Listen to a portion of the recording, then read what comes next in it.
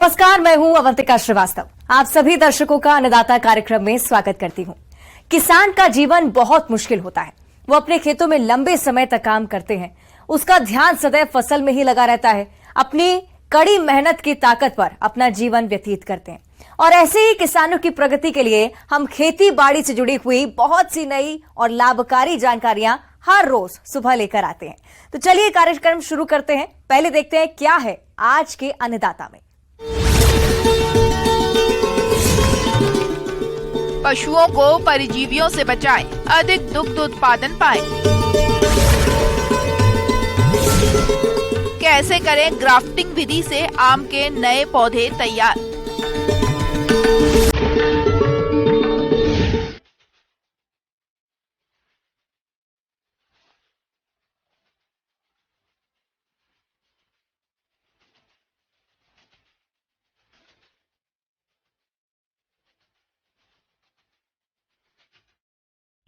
अपने देश में किसान कृषि के साथ साथ पशुपालन व्यवसाय करके अच्छा लाभ कमा रहे हैं, लेकिन इन पशुओं में कई बार परजीवियों का प्रकोप होता रहता है, जिनका यदि समय पर निदान नहीं किया गया तो पशु तो कमजोर हो ही जाते हैं, साथ ही पशुओं का दूध उत्पादन भी गिर जाता है। तो पशुपालक भाइयों, आपकी इस गंभीर समस्या को देखते हुए जरूरी हो जाता है कि आप पशुओं में होने वाले परजीवियों की समस्याओं का समाधान करें।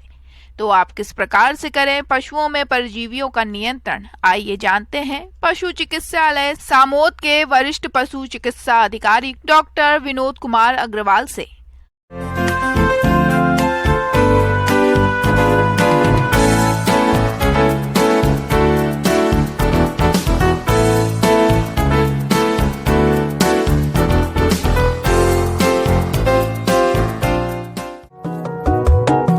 किसान भाइयों, अंतः परजीवी जैसे गोलकृमि, फीताकृमि आदि पशुओं में दूषित चारा, दाना खाने से और नदी, पोखर, तालाब का गंदा पानी पीने पर पेट में हो जाते हैं, जो पशुओं के स्वास्थ्य पर बुरा प्रभाव डालते हैं, जिससे पशुओं में कई तरह की बीमारियां होने की संभावना बनी रहती है।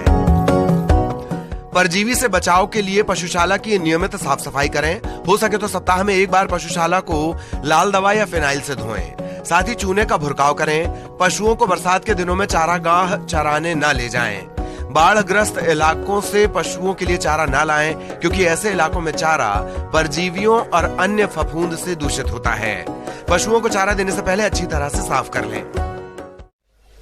पशुपालक भाइयों, पशुओं में नियमित रूप से कृमिनाशक दवा पिलाना चाहिए। पशुओं में ये दवा घोल के रूप में भी उपलब्ध है, गोली के रूप में उपलब्ध है और इंजेक्शन के रूप में भी उपलब्ध है।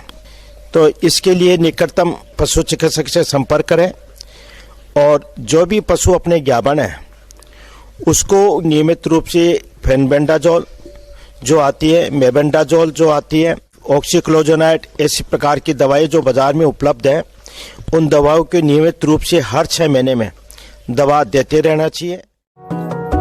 अक्सर देखने में आता है कि हमारे कुछ पशुपालक भाई अपने दुधारू पशुओं में आने वाले बाह्य परजीवियों पर ठीक तरह से ध्यान नहीं दे पाते।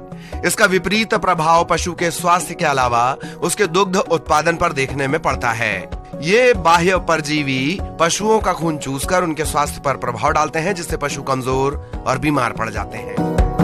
परजीवी से बचाव के लिए पशु के शरीर पर अच्छी तरह से लगाएं, लेकिन इनका प्रयोग करते समय कुछ सावधानी रखें। जैसे दवाई लगाने के समय बड़े पशु या बछड़े बछड़ियों के मुंह में मुसीका लगा देना चाहिए, जिससे वो अपने शरीर को चाट ना सकें, जिससे पशु को किसी भी तरह का नुकसान ना हो। और जो पशुओं में बाहर इसकी चमड़ी पे जो रोग हो जाता है, जो खाज वगैरह जो हो जाता है, उसके लिए नियमित रूप से आयुर्मेक्टिन का इंजेक्शन लगाया जाता है। ये इंजेक्शन चमड़ी में लगाया जाता है, 10 ml की डोज के रूप में लगाया जाता है ये इंजेक्शन।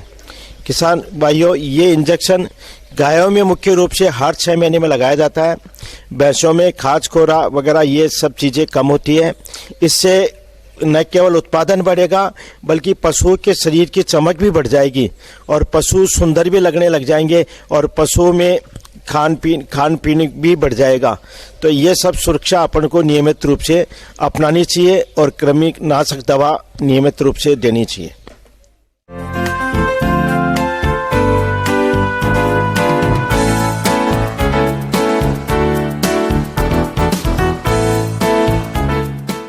किसान भाइयों, अभी तक आपने खेती से जुड़े हुए कुछ उपयोगी जानकारियां देखी। अब लेते हैं एक छोटा सा ब्रेक। जल्दी लौटेंगे और कार्यक्रम में आगे भी हैं खेती बाड़ी से जुड़ी महत्वपूर्ण जानकारियां, तो बने रहिए हमारे साथ।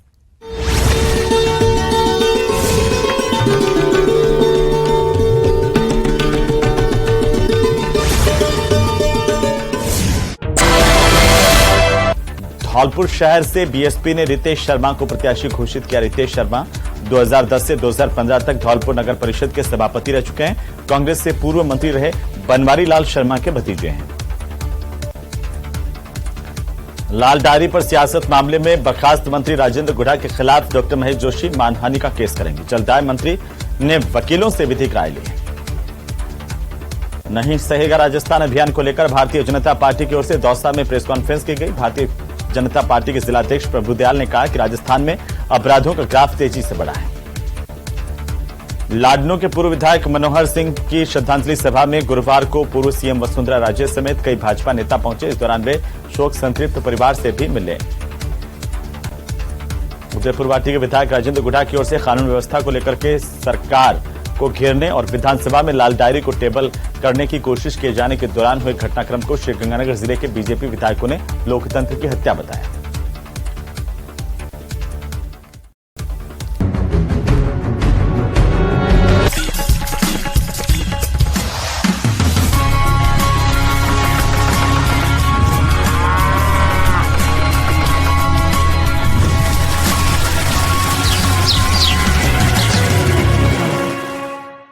ब्रेक के बाद आप सभी दर्शकों का अन्नदाता में स्वागत है।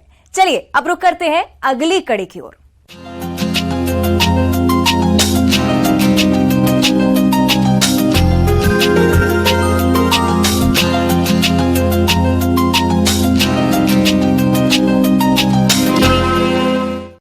अच्छी प्रजातियों के अधिक फल देने वाले वृक्षों को देखकर किसान अक्सर ये सोचते हैं कि शायद ऐसे और आम के पौधे हमारे पास होते तो बागवानी से अच्छा मुनाफा होता। किसान भाइयों, हम आपको बता दें कि आप इन वृक्षों से नए पौधे ग्राफ्टिंग विधि द्वारा आसानी से तैयार कर सकते हैं। तो आप कैसे तैयार करें नए पौधे, आइए जानते हैं विषय विशेषज्ञ डॉक्टर प्रदीप कुमार विश्वकर्मा से।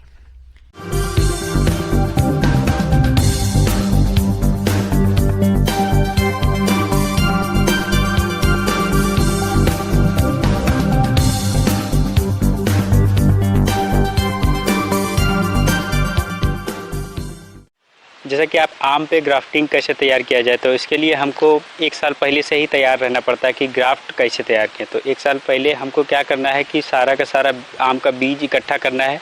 उसको 15 बाई 7 सेंटीमीटर का जो पॉली बैग रहता है उसमें FYM मिट्टी और थोड़ा सैंड और अगर मिल जाए तो वर्मी कंपोस्ट मिक्स करके 1:1 रेशियो में उसको बैग फिल करके उसमें हमको आम का बीज सोइंग कर देना है।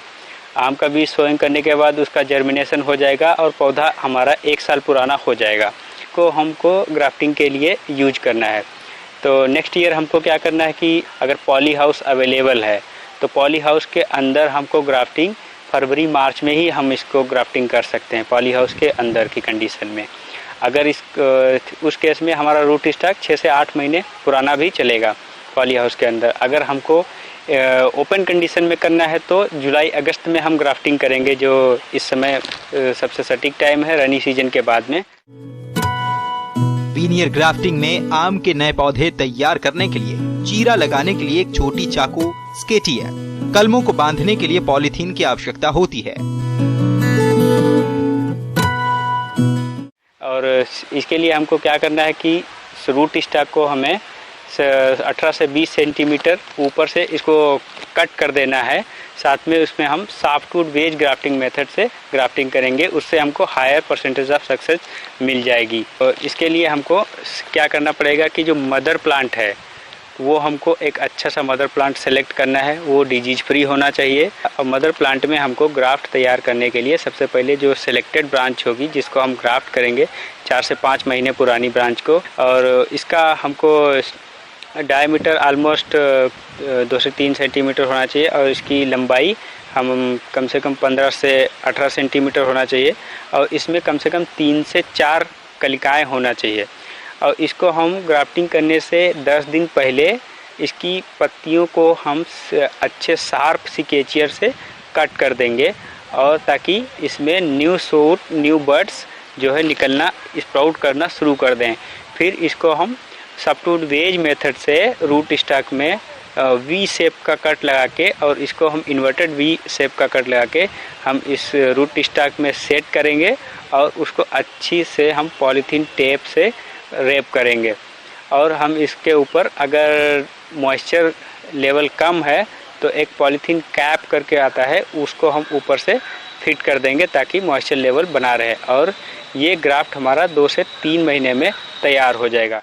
बीनियर ग्राफ्टिंग में 2 तरह के पौधे होते हैं। पहला पौधा होता है मूल वृंत, यानी वो पौधे जो कि आप बीज के द्वारा तैयार करते हैं। दूसरा है सांकुर डाली। सांकुर डाली पौधे की उस कलम या शाखा को कहते हैं जिसको दूसरे वृक्ष या पौधे से काट कर लाते हैं, या आप जिस किस्म का पौधा तैयार करना चाहते हैं। इस विधि से पौधे तैयार करने के लिए सबसे पहले मूल वृंत को चुन लेते हैं, फिर मात्र पौधे से ऐसी शाखा को चुनते हैं जो कि 6 से 7 माह पुरानी पेंसिल के आकार की हो। इसको संकुर डाली कहते हैं। इस शाखा की कलम लगाने के 8 से 10 दिन पहले पत्तियां तोड़ देते हैं, फिर मूल वृंत के निचले हिस्से पर 3 सेंटीमीटर लंबा तिरछा कटाव करके छिलका उतार देते हैं। इसके बाद सांकुर डाली को भी इसी तरह से काट देते हैं, फिर दोनों को मिलाकर पॉलीथीन के पट्टे से बांध देते हैं। करीब 1.5 माह बाद दोनों डाली जुड़ जाती है। ऐसे पेड़ बाग में 1 साल बाद लगने लायक हो जाते हैं। जहाँ तक कि देखा जाए कि हम विनियर मेथड से भी इसका कर सकते हैं, और हम इसमें इन सीटू ग्राफ्टिंग भी कर सकते हैं। इन सीटू ग्राफ्टिंग में क्या होता है कि जैसे हम जिस फील्ड में हमको प्लांटिंग करवाना है, उस फील्ड में सबसे पहले हम एक फीट में 2 से 3 बीज बुआई कर देंगे, और 1 साल के बाद फील्ड में ही हम इसका ग्राफ्टिंग कर देंगे। तो इससे हमारा क्या होगा कि ट्रांसप्लांटिंग का खर्चा बच जाएगा। लेकिन इससे कुछ नुकसान भी हैं कि अगर पौधा मर जाता है तो हमको एक साइज का प्लांट ऑर्चर्ड में मिलना संभव नहीं है। इसीलिए सॉफ्टवुड वेज मेथड का ग्राफ्टिंग बहुत ही उचित है, और ये हमको फायदेमंद भी रहेगा।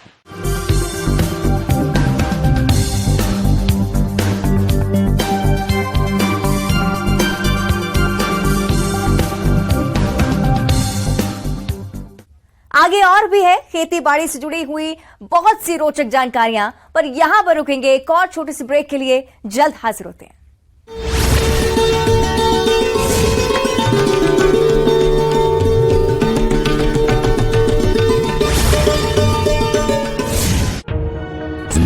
स्थान चुनाव से पहले सीकर में प्रधानमंत्री ने भ्रष्टाचार और कानून व्यवस्था को लेकर कांग्रेस को घेरा। कहा, लाल डायरी इस चुनाव में पूरी कांग्रेस का डिब्बा गोल करती है।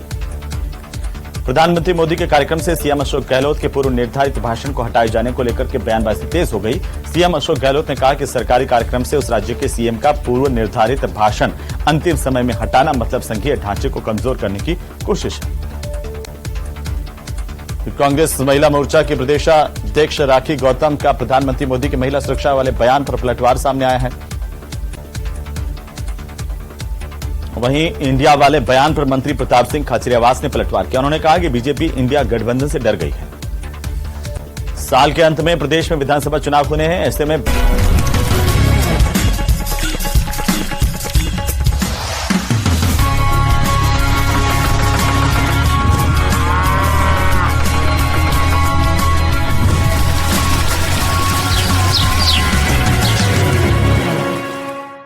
ब्रेक के बाद एक बार फिर से आप सभी दर्शकों का अन्नदाता कार्यक्रम में स्वागत है। बढ़ते हैं अगली प्रस्तुति की ओर।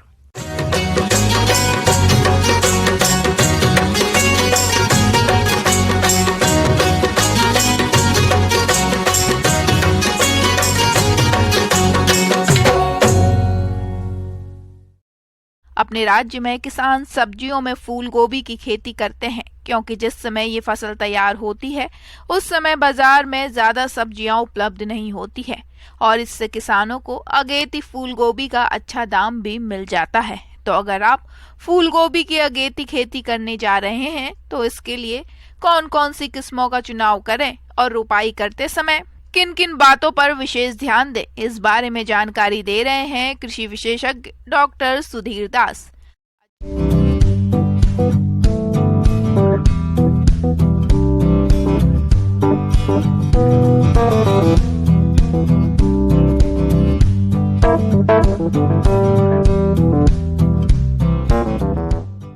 किसान भाई नमस्कार। किसान भाई अभी हमारे किसान जैसे मैं खास करके आगात फूल गोभी की खेती करके बहुत बढ़िया अच्छी इनकम लेते हैं और वो मार्केट वैल्यू भी उसका बहुत अधिक रहता है। तो उसमें किसान भाई कुछ बिंदु पर ध्यान देने की ज़रूरत है।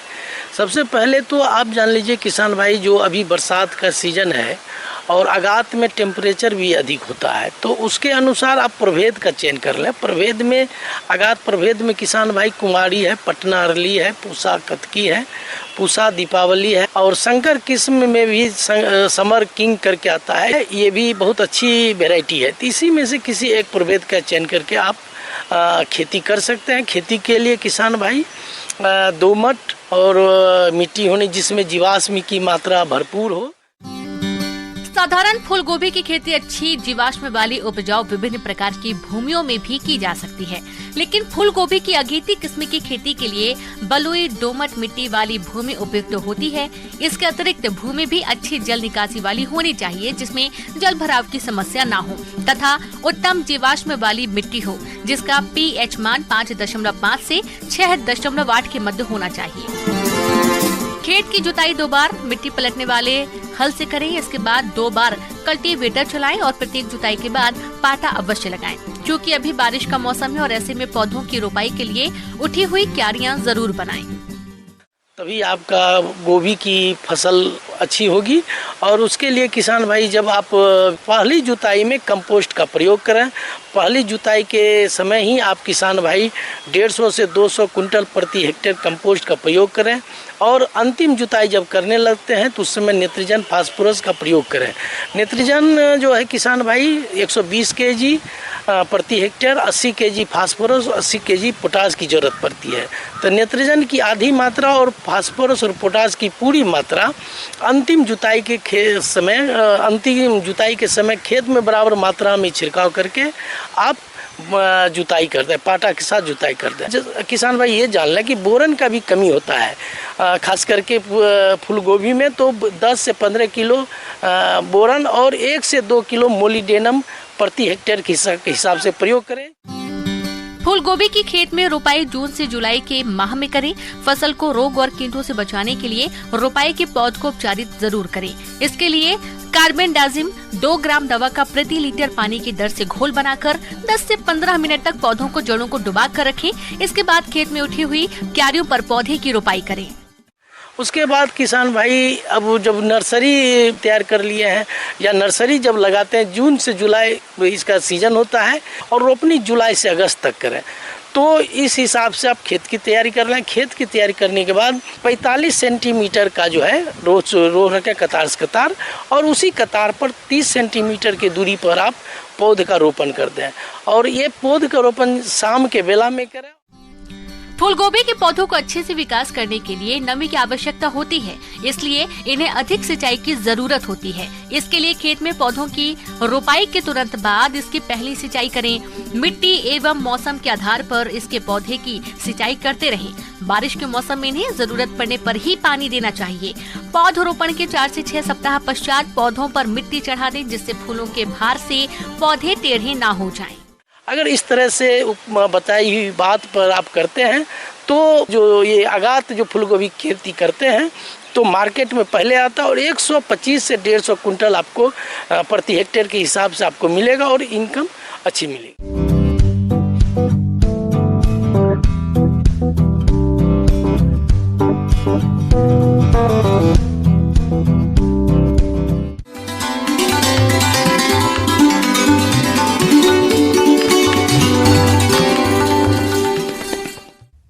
अन्नदाता हेल्पलाइन निशुल्क फोन संपर्क सेवा के माध्यम से आपके द्वारा पूछे गए प्रश्नों में से 1 या 2 महत्वपूर्ण प्रश्न को हम अपने कार्यक्रम में शामिल करते हैं।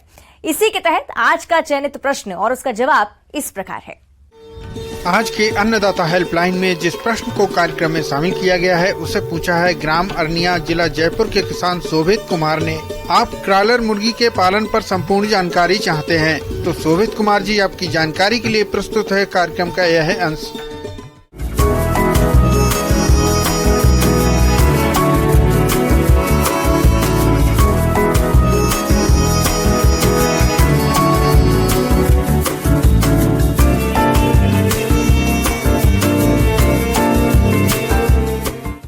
आज मैं आपको बताऊंगा कि कैसे एकीकृत कृषि में हम, जैसे मैंने अभी बताया आपको, मुर्गी पालन, बकरी पालन या भैंस पालन को हम इसमें एक इकाई के रूप में उसको ले सकते हैं। इसी तरह से अगर हम घर के पिछवाड़े मुर्गी पालन, जिसको हम बैकयार्ड पोल्ट्री के नाम से जानते हैं, उसके लिए एक बहुत मशहूर नस्ल है जिसका नाम है क्रॉयलर। क्रॉयलर मुर्गे देखने में बिल्कुल देसी मुर्गों की तरह होते हैं। क्रॉयलर के नर मुर्गे 35 से 40 दिन में तैयार हो जाते हैं और देसी मुर्गे 80 से 90 दिन में मांस उत्पादन के लिए तैयार होते हैं। जहां तक अंडा उत्पादन की बात है तो देसी मुर्गी की तरह ही क्रॉयलर लगभग 5 माह बाद से अंडा उत्पादन करती हैं और इनका अंडा उत्पादन लगभग 220 तक है। क्रॉयलर अंडा का आकार देसी मुर्गी के अंडे के तुलना में बड़ा होता है। इस क्रॉयलर ब्रीड को बनाने के लिए वैज्ञानिकों ने 3-4 नस्लों को क्रॉस किया और इस क्रॉस करने के बाद में इस नस्ल के अंदर जो गुण सम्मिलित हुए, जिनका मुख्य रूप से प्रभाव देखेंगे आप इसके शरीर भार पर, इसकी शारीरिक वृद्धि पर तथा मांस की मात्रा पर। साथ ही अंडों के उत्पादन में की अगर हम बात करें तो अंडों का उत्पादन करीब करीब 220 से 230 अंडे इसके मिलते हैं, जो कि एक बहुत ही रिकॉर्ड प्रोडक्शन है। क्योंकि इसकी अगर हम आर्थिक विश्लेषण की बात करें तो प्रति अंडा इसका गर्मी के दिनों में 10 रुपये और सर्दी में 30 से 35 रुपये तक का अंडा इसका बिकता है।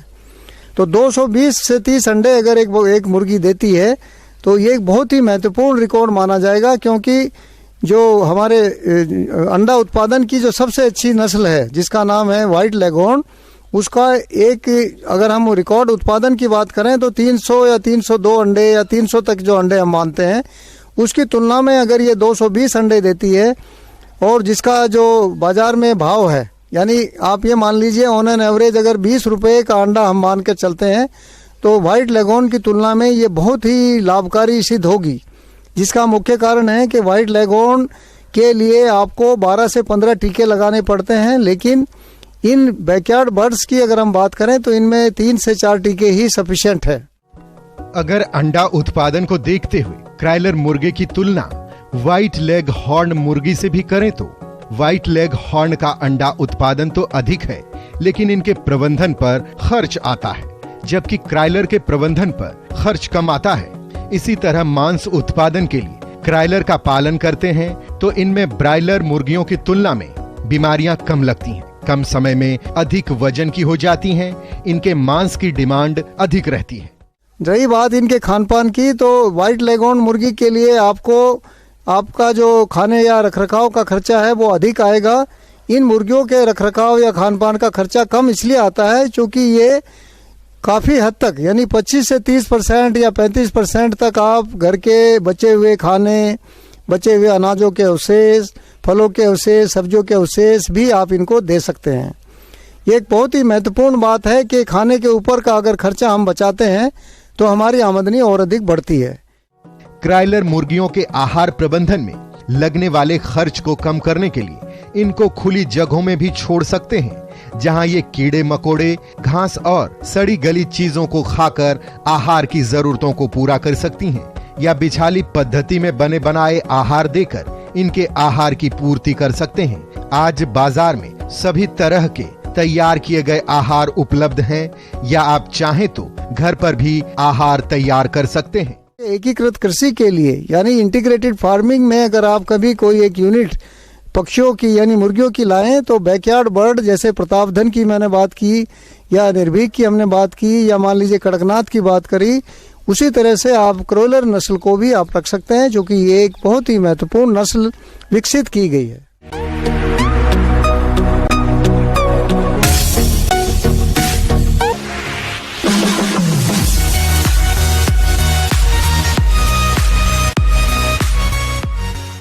आइए अब एक नजर डालते हैं राज्य के कुछ चुनी हुई मंडियों के प्रमुख फसलों के बाजार भाव पर।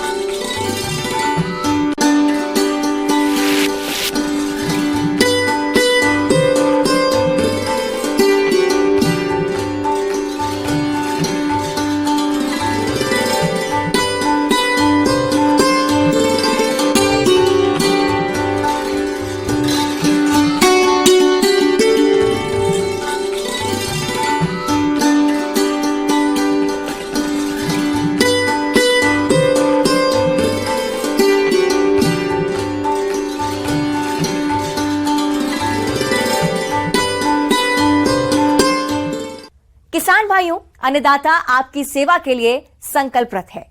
कृषि संबंधित समस्या और सुझावों के लिए आप हमें इस पते पर संपर्क कर सकते हैं। प्रोड्यूसर अन्नदाता, news 18 Rajasthan, Ramoji film city, Hyderabad 501512। साथ ही आप हमें ईमेल भी कर सकते हैं। हमारा ईमेल है p18annidatarajasthan@nw18.com।